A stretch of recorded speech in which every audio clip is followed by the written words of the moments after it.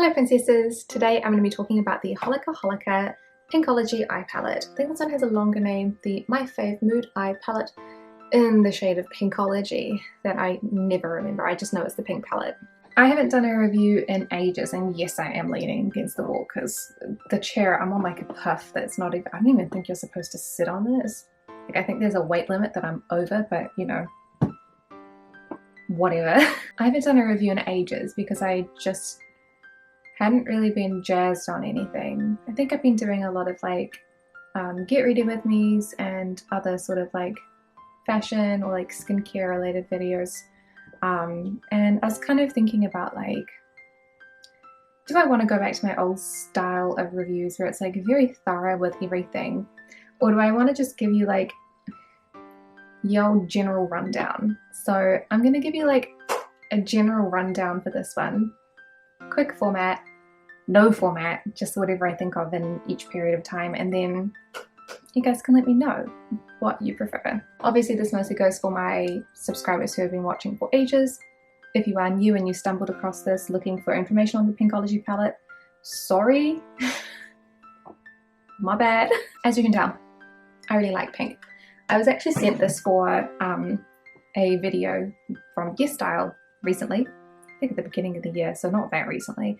It has been sitting on my bench being like, I should probably do something with this. I should probably, you know, talk about it, and I just haven't reached for it unless I made myself.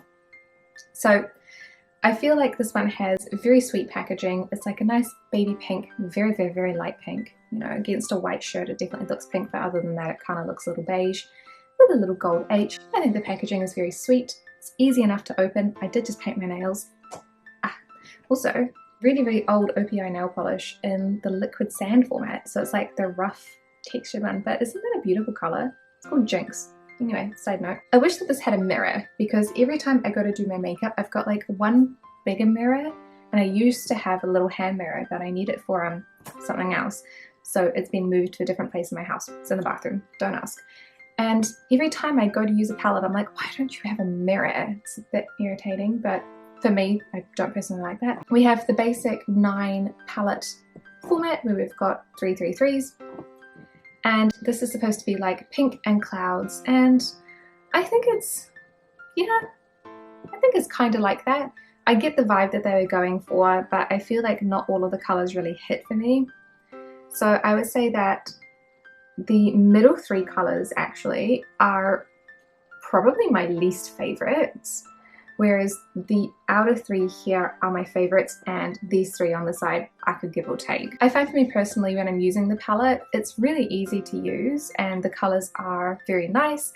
As is true with a lot of Korean beauty products, the colors themselves are actually not that pigmented. They're a really light wash of color, and I generally prefer that myself. If you're looking for a palette that's got a whole bunch of really vibrant colors, this is not it. But if you are not super good at makeup, well, not super good at eyeshadow, then these kinds of palettes are really forgiving, and so I found that this was actually very easy to work with, so it was really hard to mess it up.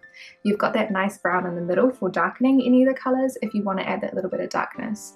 I particularly loved the glitter here, however it is not unique. It is the same glitter that I've got in multiple other palettes. I also found that I was kind of missing things in this one. Like, what I really wanted was like a bright white shimmer to go with the pinks, but they give you this more like cream shimmer, which is actually what I'm wearing in the inner corners of my eyes today. And it's fine. I'm wearing this palette today. I'm wearing this peachy matte color all over the eye, and then on the inner corners only, just that little shimmer. And it's cute. I'd look at myself and tell you more about it, but I can't because there is no mirror there, and yes, I am stuck on that and going to parrot that all the time. Here is a close-up of the eye makeup today. So like I said, just that little peachy shade, and then the shimmer in the inner corners. It's super subtle. But overall, the gist that I got from this is that it's fine. It's sweet. It's nice. It doesn't have a place in my collection because I feel like a lot of the colors that we have in here that I like are, you know, I have them already. So these 3 colors down the side here are actually really similar to the Deceit Soft Pastel palette that I already own. And then the other 6, I can really give or take them. They're just not that great. They're not that unique for me who has tried a bunch of eyeshadows. However, if you are not a disgusting makeup collector like I am, although to be fair, like the collection's gotten so much smaller, it's like half the drawer, whereas before it used to be like literally overfilling the one drawer. By drawer I mean desk. So we're doing better, okay? It's small steps, and I haven't bought anything for ages.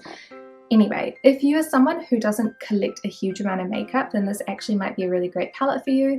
If you really love soft pinks and little glitters, it's really nice. It's got the shimmer, this one has got like brown shimmer as well, and then the really strong glitter.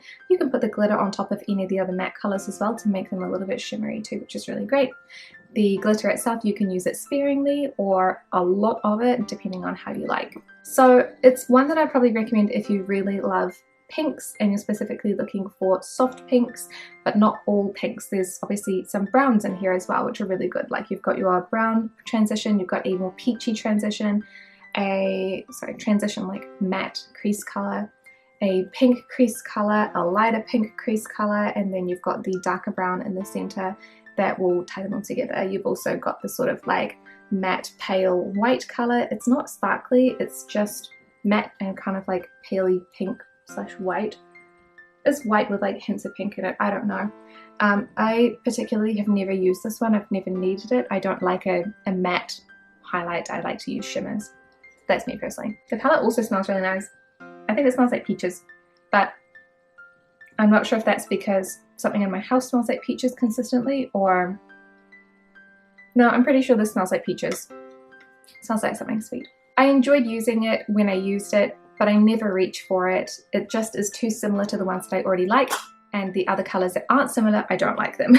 Whether or not you should buy it is totally up to you. It makes zero difference to me whether you buy it or not. If you like it, get it. If you don't, don't. That's my recommendation. Thank you guys so much for watching this review-ish, and I will see you in the next one. Bye!